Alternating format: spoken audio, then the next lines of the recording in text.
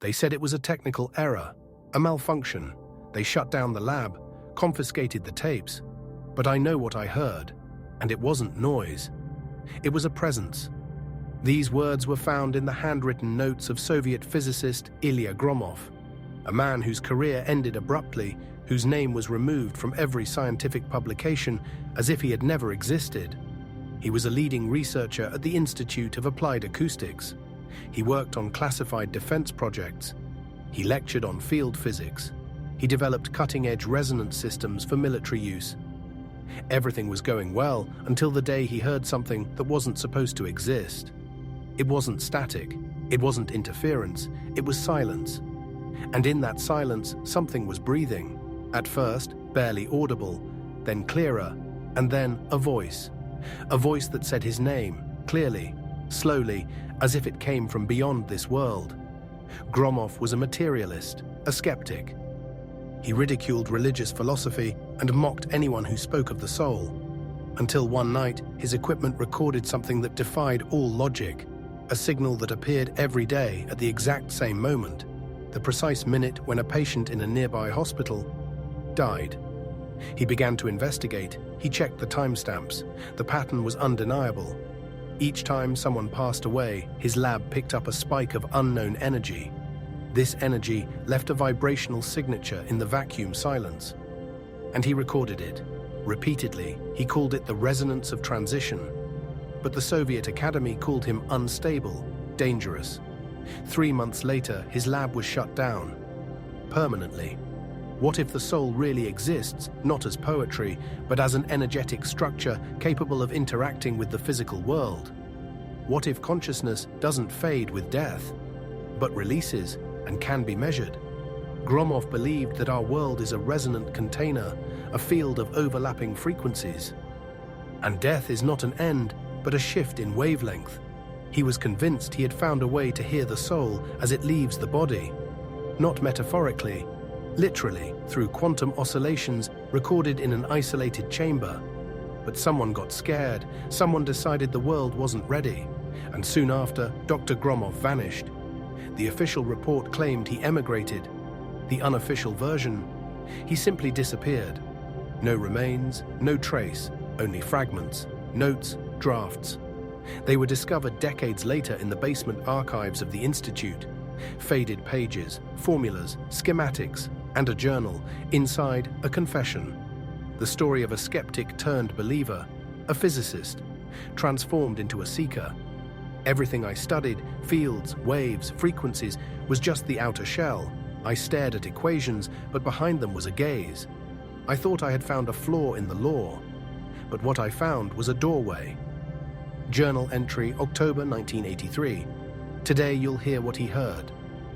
You'll witness what happened inside that sealed chamber, the one that captured an unseen presence. You'll decide for yourself, was it madness or was it contact? We're not here to prove. We're not here to preach. We're here to open the archive and let you decide what it means. Because if even part of this story is true, it means the soul exists. It means we are not alone, even in silence. And it means that there is life after life. So why is it so feared? Why is everything related to this erased, deleted, buried? Maybe because in that silence, there's something too powerful to ignore. Something that changes everything. Something that might just wake us up. On the surface, it was just another working day at the Institute of Applied Acoustics on the outskirts of Novosibirsk. But behind the reinforced concrete walls of the building, something far more secret was happening. This wasn't just a lab for testing vibrations or soundproofing. This was where they tried to reach deeper, into a realm where the human ear hears nothing, and science begins to doubt itself. Dr. Ilya Gromov, already a decorated physicist at the time, specialized in the phenomenon of zero acoustic fluctuation. In theory, that meant absolute silence, a perfect state of no sound, no motion, no vibration. But Gromov was obsessed with one question: what if there's still something, even in silence? He constructed a one-of-a-kind chamber, multi-layered acoustic insulation, no echo points, no vibration, suspended on a magnetic platform. Every possible fluctuation was recorded with hyper-precision on magnetic tape. Nothing was supposed to happen in that room. Nothing at all. And yet, one night, nothing broke down. The tape, which should have been a flat line of silence, showed a spike. A single brief frequency surge, as if something entered the chamber, paused, and vanished. Gromov didn't believe it. He checked the instruments. Everything was in perfect order. No electrical interference, no magnetic leak. The room was sealed. No one had been inside. It was a closed system. He brought the tape to a colleague in the cybernetics department. Probably mechanical noise, the man said. But later that day, it happened again, and the next day. Exactly the same time, 3:41 a.m. At first, Gromov assumed coincidence, but after a week of tracking the anomaly, he began keeping dual logs, signal data, and time-stamped events.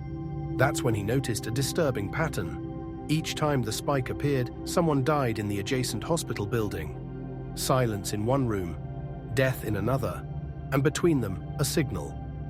He compared the anomaly to hospital records. Cardiac arrest times, declared time of death. Every match was exact, to the second. The spike only occurred at that one moment, the moment of death. Nowhere else, no random errors, no false positives. Just residual electromagnetic activity, said the engineers. It's thermal interference. There's nothing to worry about. But Gromov couldn't let it go. He began sleeping in the lab. He practically lived inside that room, ears tuned to the inaudible. At first, he only saw the signals. Then, he began to hear them. It wasn't a sound in the traditional sense. It was more like a presence, as if someone were standing behind the wall, unmoving, yet unmistakably there. Then, in February 1974, Gromov awoke in a panic. Something felt wrong. He played back the night's recording. A new signal, deeper, more layered, more structured. Overlaying it on past recordings, he saw something shocking. The amplitude was growing.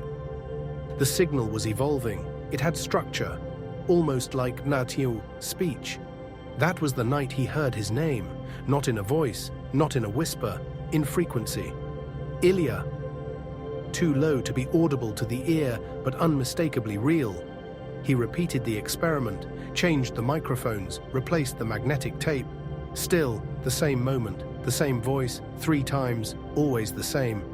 He ran a spectral analysis. What he saw resembled speech, but reversed in phase, as if something was speaking from the other side of silence.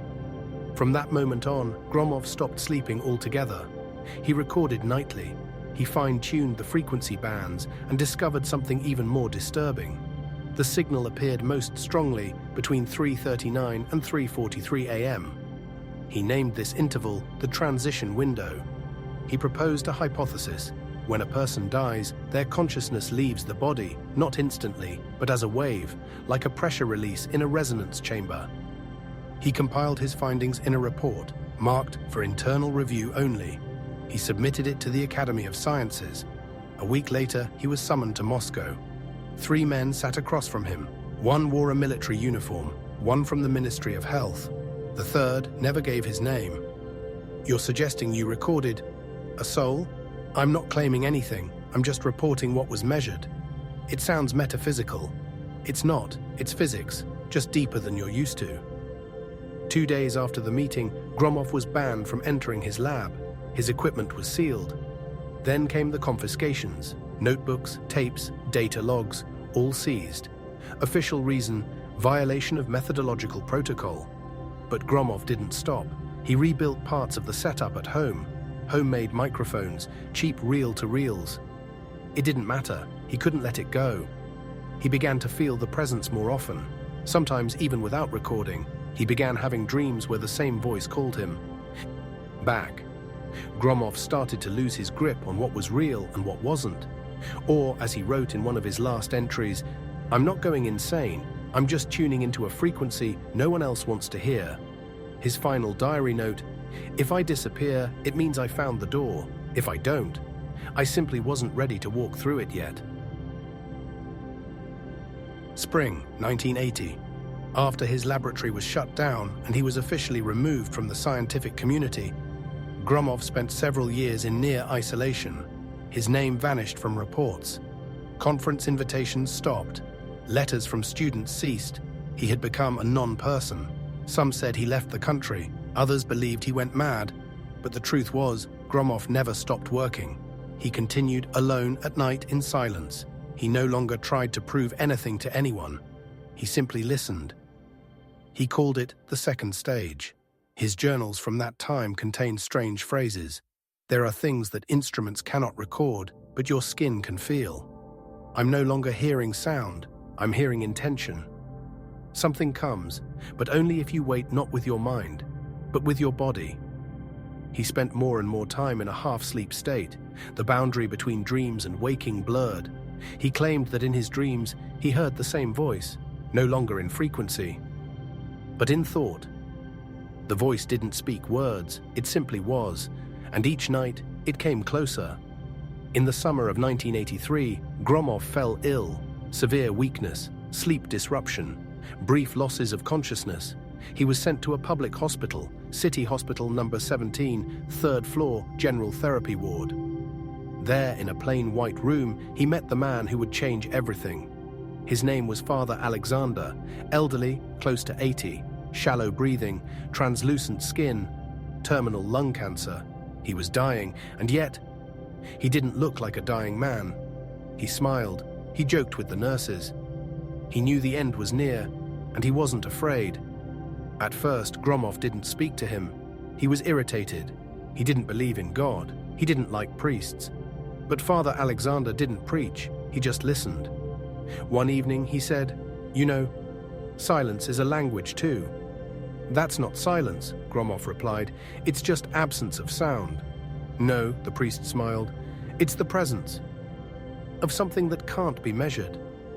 The words pierced Gromov like a needle. He felt something stir inside, not a thought, not logic. A shiver down his spine. That same night, in the quiet of the hospital ward, under the slow drip of an IV, he once again heard the signal, but this time without any equipment. He felt it, in his chest, as if something had passed through him. From that night on, they spoke every evening.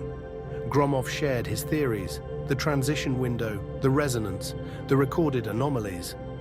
Father Alexander listened carefully, and one night he said, "What you describe isn't proof, it's a touch. You don't have to believe, but you must notice." Gromov went silent. He realized they hadn't shut him down for bad science. They shut him down because he had come too close to a boundary that wasn't meant to be crossed. Father Alexander said things that shook Gromov's very core. Out there on the other side, it's not equations that wait for you. It's faces. We don't live inside bodies. We live in rhythm, in the vibration we call the self. Death is a return, not outward, but inward. A week later, the priest passed away. Quietly, peacefully, the nurse on duty said he smiled before dying and whispered, "He heard." Gromov knew those words were for him. After the funeral, Gromov returned home. He no longer tried to record. He simply sat in silence. And into that silence came understanding. He hadn't been tracking frequencies. He had been encountering souls. He had stood at the threshold where science ends and truth begins. A few days later, he visited a church for the first time in his life. As soon as he stepped inside, he fainted. The doctors called it a stress-induced vascular episode, but Gromov said otherwise. It wasn't weakness, it was a meeting. Something saw me, and I saw it. Shortly after, he was baptized. Then, he disappeared. No one knows where he went. There are no official records. But in the margin of one of his last remaining journal pages, someone found a note. "I'm no longer looking for proof. I simply know there is someone there, and he was waiting for me to tune in." Autumn 1984. Months had passed since Gromov's baptism and his disappearance. The official institution said nothing.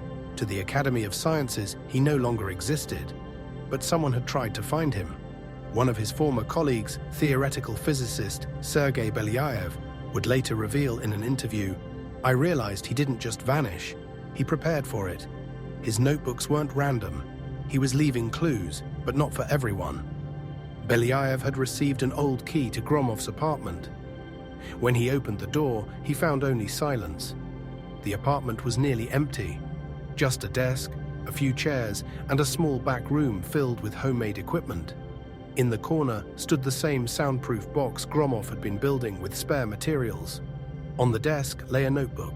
The last entry was dated September 3rd, 1984. "I will no longer record. I want to hear it myself. Tonight I will enter the silence. If I return, I'll tell. If not, then I will stay there."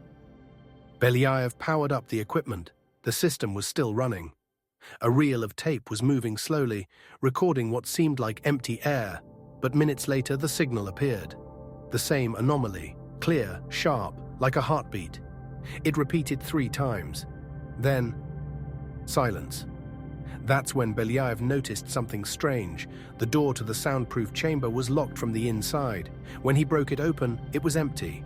No body, no signs of escape, no door, no broken window, just absence.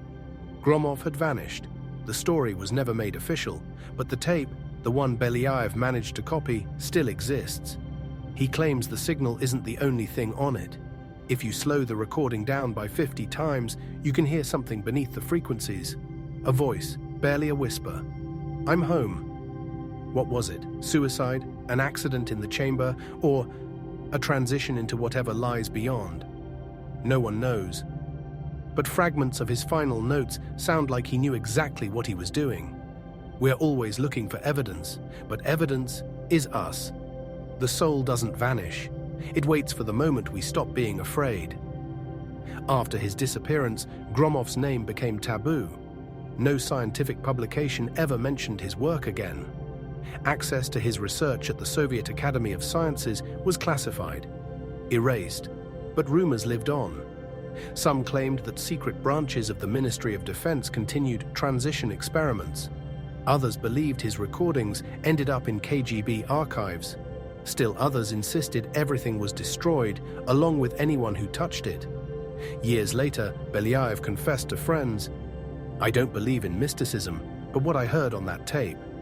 You can't explain that with physics. That wasn't a glitch. It was something alive." Almost 4 decades have passed, but from time to time, short audio clips appear online, a quiet rustling like distant wind. And then 3 sharp pulses. Those who've heard the original say, "That's the Gromov tape, fragments passed from hand to hand, like a forbidden artifact." Today, we know little about him. A scientist, a materialist, a man who witnessed something that destroyed his entire worldview. Someone who stopped being afraid and stepped into silence. And there is one question that haunts anyone who's heard this story. What if we really do leave a trace when we die? What if death isn't the end, but a return? Gromov never came back, but maybe that was the whole point. One of his colleagues, now living abroad, wrote in a letter, "When I die, I want to hear what he heard, because if it's real, I'm no longer afraid." You choose what to believe, but someday silence will come, and in that silence you may not hear emptiness, but presence. End of file.